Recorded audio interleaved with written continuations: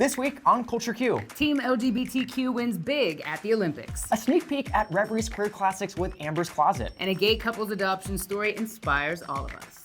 What is going on? It is Lalwani here. My name is Hannah Rad. This is Culture Q. And here are some of the highlights from this week in queer culture.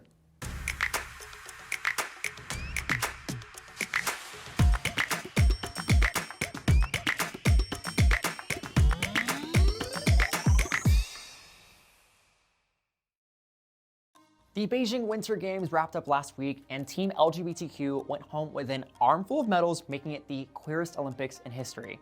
Over 36 out athletes representing 14 different countries competed in the games over the last month and participated in multiple sports, including figure skating, ice hockey, and curling. The medals won over the course of the games, including 4 gold, won by teams including Canadian women's hockey, which features all 7 of the country's out Olympic athletes. We'll do it. Team Canada wins their 5th gold medal in women's hockey. A 3-2 victory over the United States. Other athletes bringing home gold for Team LGBTQ included France's openly gay figure skater Guillaume Cizeron. Along with his partner Gabriela Papadakis, the duo secured a gold in ice dancing, spinning and gliding their way into the top in a performance that featured a queer dance known as whacking.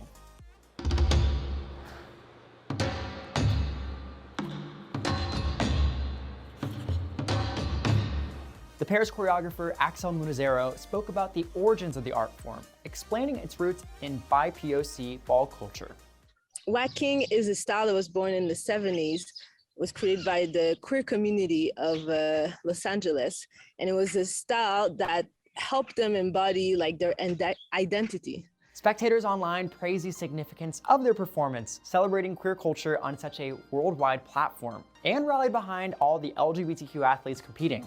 Other gold medalists include Dutch speed skater Ireen Wüst, who became the most decorated LGBTQ Olympian after scoring her 6th medal in the women's 1500 meters final, and Sweden's Sandra Naeslund, who won in the women's ski cross event. Overall, Team LGBTQ took home 9 medals, and we want to offer a huge congrats to all the out athletes who bravely lived their truth during this history-making Olympics. ABC's breakout sitcom Abbott Elementary has received praise for not only its laugh-out-loud comedy, literally the funniest show on TV right now, but also for its effortless and authentic on-screen representation. Last week's episode, oh man, it's got us all talking. The show, created by and starring Quinta Brunson, focuses on a group of well-intended elementary school teachers in Philadelphia. It features a cast of hilarious and diverse characters. The staff here is incredible. Finally feeling half of things. Cheesesteak. Cheesesteak! This is a classroom, not a hoagie stand. Hoagie! We had it on the board. After episode 8, fans have been praising the character Jacob for his quiet and casual coming out story. Played by actor Chris Perfetti, the character revealed he has a boyfriend that nobody knew anything about. And the drama that ensues from the reveal actually has nothing to do with the fact that he's gay, but instead leads to a conversation about closeness among work friends. Plenty of fans online took to Twitter to give their immediate reactions, all of them seemingly glowing after the big reveal, saying other shows could learn a little something from this. One fan said, quote, "I really appreciate how they didn't make Jacob's sexuality a thing. They made it about him being in a surprise relationship, not about him being in a same-sex relationship." Another went on to tweet, "I love how Jacob being gay isn't a plot point, it's just a fact." This episode has fans hopeful that we'll start seeing more representation like this. Representation that isn't only trauma and stereotypes, but reflects the experience of many LGBTQ folks' lives today. You can catch up on Abbott Elementary on Hulu and watch new episodes airing every Tuesday night on ABC.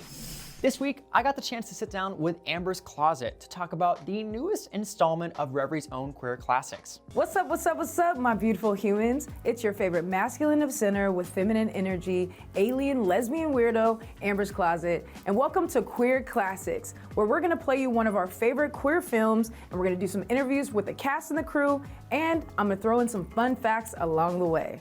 Amber, what is going on? What have you been up to today? I feel like I haven't seen you in a minute.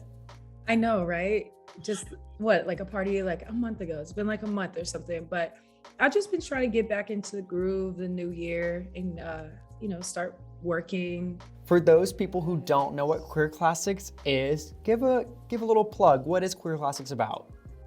Well, it's awesome because we get together and we watch a queer classic movie that impacted our community in some way, shape, or form. And then we play the movie, we do some trivia, we bring in interviews of people that were either cast or had a part of the movie at all or the show.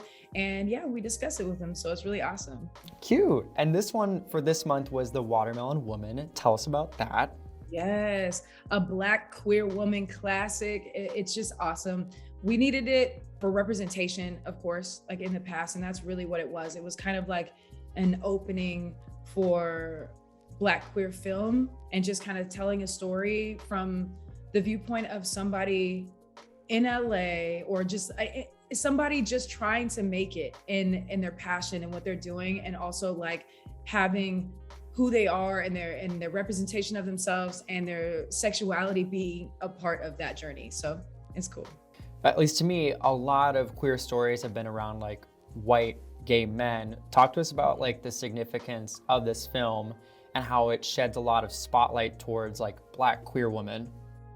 Yeah, for sure. I mean, with what you said in general, there wasn't a lot of queer content in general back in those times at all. And then when there was, it was a lot of white gay male dominated, or that was the demographic that they were going after, and that's who was represented in the creation of whatever it was, a film or show or whatever. And so for lesbians to start being in any media at all, right, it also came with us being represented in a weird way, like not any masculine or any women of color, and a lot of times we're over sexualized. So I think having this film being like, no, this is us and this is who we are authentically, and we're not gonna like change that or shape that at all, we're just gonna show you what it is, was a really big deal because that wasn't seen anywhere. Because for me, I think it's really important for us to remember where we came from and how we started and who paved the way for us. So I love incorporating that into my content and just giving knowledge. That's why I'm a Stonewall ambassador. I want to share with the new generation every time we get a little bit older, like, hey, yo, y'all can do this. You can come out, you can be free, you can be who you want to be, but just know that all these people that went through all of this to get us to this point. And it's really important to me for us to remember that. So this film was one of those things that helped pave the way for a lot of us, especially content creators. And so I think it's really important to share that and give a little bit of history so we can put some respect where respect is needed, you know? Snaps Give for her that. her flowers, Give her her crown. And of course, thank you so much, Amber, for taking the time to chat with us today. And remember, you can catch The Watermelon Woman as part of the Queer Classics this Friday right here on Revry. Now it's time to take a look at all the LGBTQ news that's happening around the globe. First up, a queer activist in Mexico becomes the country's first ever to receive a birth certificate with a non-binary gender marker. Fausto Martinez, a 26-year-old law student, was issued the certificate from the state of Guanajuato after a year-long legal battle to have NB listed as their gender identifier. After the victory, they posted an image of the document as part of a Twitter thread and told Mexican news outlet EFE, "It is the collective achievement of non-binary people in Mexico that our existence is legally recognized." Moving on to news in Kuwait, an exciting court ruling has just pushed transgender rights forward in a massive way.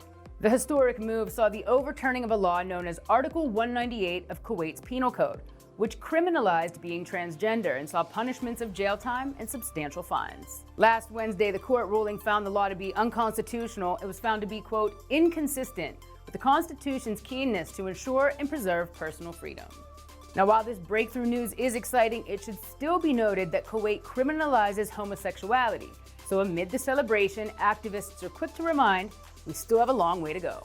And finally, bringing the news right here home to the US, a recent survey from Gallup has shown us that more Americans openly identify as members of the LGBTQ family than ever before.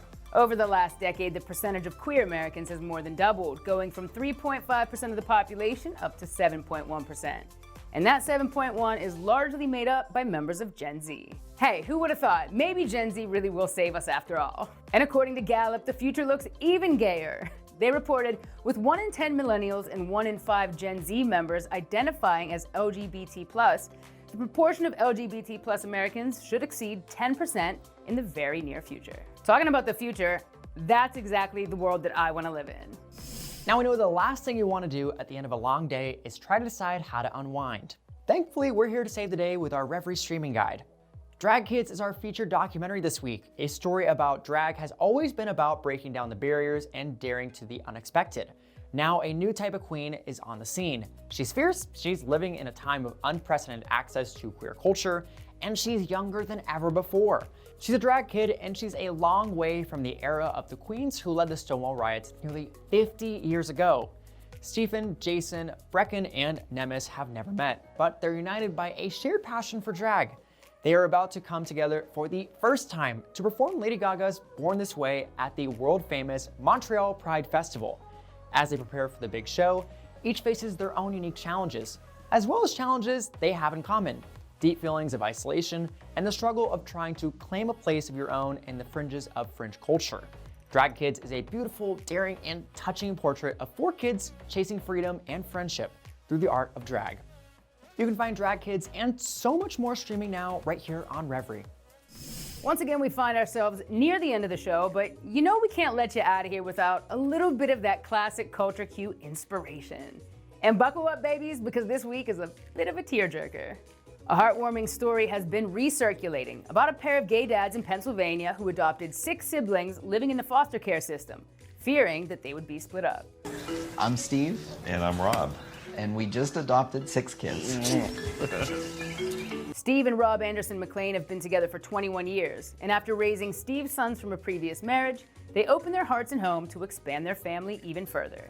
And they sure did expand. This is what you call a full house. Carlos is 14, Lupe is 13, Maria is 12, Selena is 10, Nasa is 9, and Max is 7. There are not many dull moments. No. Now, nearly 3 years after the adoption, the family is happy and stronger than ever.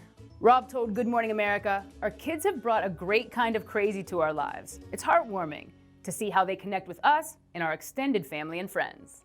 They even recently shared a picture of one of the youngest's school projects over on Facebook, where they had to describe what their dad was really good at, and it yielded hilarious results. Steven wrote along with the post, "I guess when you have 6 kids to get ready and out the door to school, you get really good at rushing people."